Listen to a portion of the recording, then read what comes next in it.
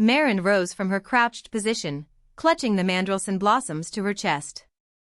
The Duke stood at a distance, his face obscured by the shadow of wide, overhanging leaves, nearly invisible.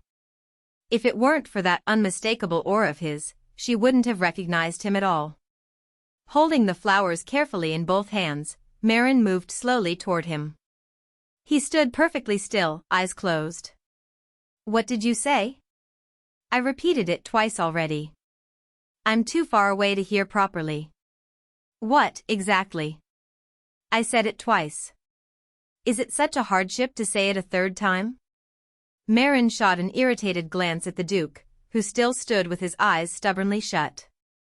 "Yes." His lowered lashes trembled faintly, but Marin didn't notice. He extended one large hand toward her. She clutched the mandrelson tighter to her chest, her own hand lifting instinctively to meet his, but she froze. Mid-motion. Daya's words echoed suddenly in her mind. Marin glanced at the Duke. His eyes remained closed. Shadows from the foliage above fell across his long lashes, beneath which lay the straight line of his nose and the full curve of his lips, faintly red even in the dim light. Handsome. Dangerously so.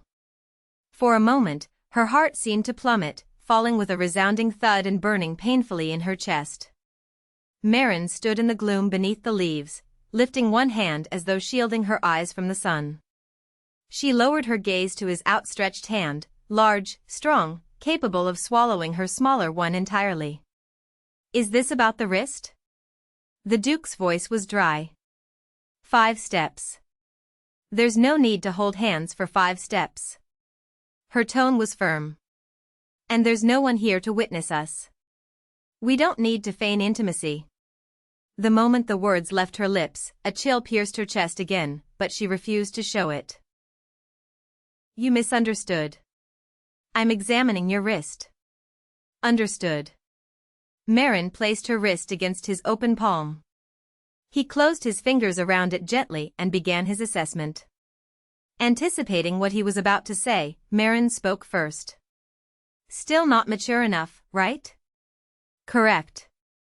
I've been eating perfectly well, so don't ask me when it's going to grow." "Why are you speaking for me?" "Lectures are only effective in moderation, you know." She grumbled the words, and then his long fingers, folded loosely into a ring around her wrist, seemed to slide upward of their own accord. They wove between hers, lacing together at the knuckles. Marin stared wide-eyed at their intertwined hands. He turned silently and began walking forward. My hand, examining the fingers. Marin stared at his broad back and couldn't suppress a quiet laugh. "You do realize fingers don't grow any longer, right?" "You don't know that for certain." He responded in the same indifferent tone, and squeezed their intertwined fingers a little tighter. Marin gazed down at their clasped hands, her cheeks warming. At last, dawn broke on the day of the debutante ball. Debutante week lasted 7 full days, but the first evening was by far the most important. Young ladies just entering adulthood reserved their finest gowns and most elaborate preparations for this night.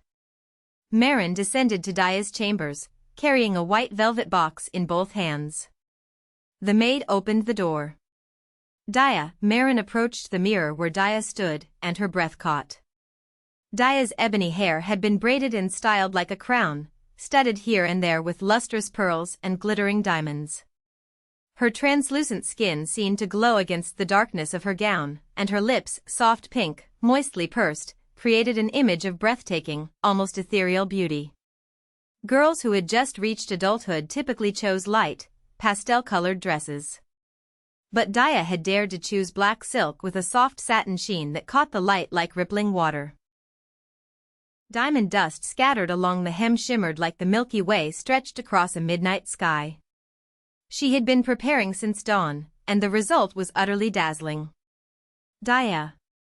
Marin's voice rang with genuine delight. "You look incredible. And the dress your mother chose is absolutely perfect." Daya's shy smile bloomed at the compliment.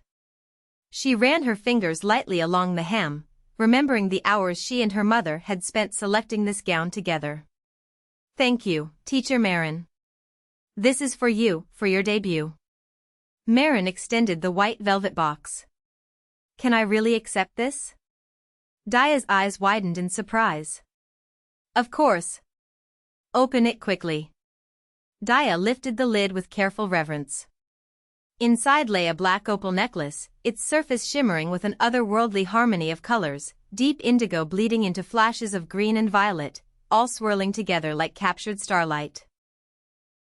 Is this an opal? Yes. I heard from Perito, there are only 2 such stones in the entire world.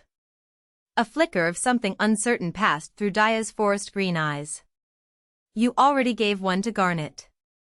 I wanted to give you the second one, Marin said gently, so I had it set by a jeweler. I'm sure you already have jewelry prepared, but will you wear this tonight? Daya handed the box to her maid, who immediately fastened the necklace around her throat. The iridescent black opal suited her like the perfect frame around a priceless painting. How beautiful! The maid's mouth hung open in genuine awe. Absolutely stunning, Daya. Marin nodded fervently. Thank you, teacher.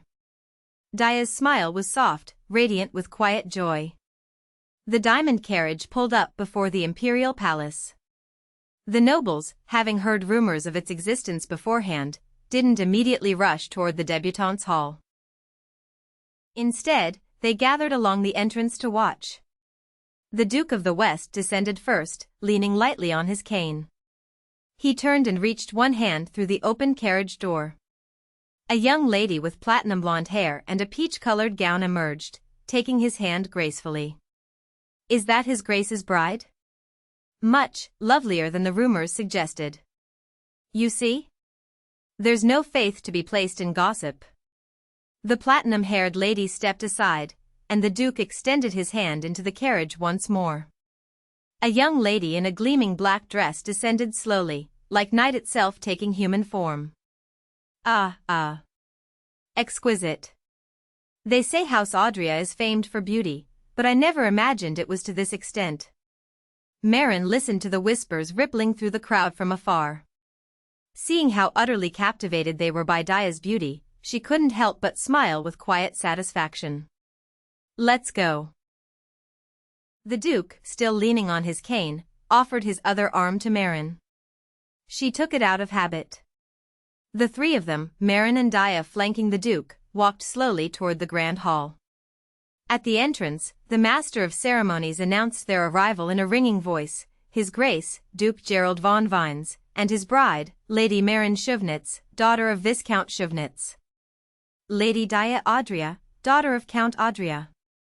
Every head in the assembled hall turned toward them. That's the Count's daughter making her debut this year. The dress suits her wonderfully. Ah, and that necklace. What kind of stone is that? I've never seen anything like it.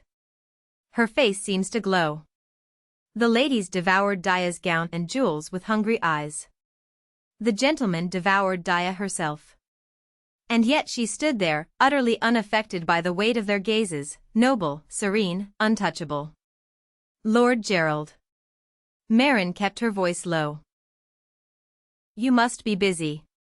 Go ahead, I'm not leaving Daya's side. Gerald's eyebrow arched. What's gotten into you lately? What do you mean? It's as though you're avoiding me. Marin lowered her gaze slightly, scrambling for an excuse. Me? Not at all. She gestured subtly toward Daya. But Daya isn't comfortable here yet, and neither am I. I'm her chaperone. If you stay nearby, people will swarm us. Daya, who had been quietly listening, nodded in agreement. At that moment, the Master of Ceremonies raised his voice once more, louder, more commanding, His Imperial Majesty, Leonheim von Omen. His Imperial Highness, Crown Prince-elect Pet von Omen. We greet His Imperial Majesty. Every noble in the hall bowed as one, a sea of bending spines and lowered heads.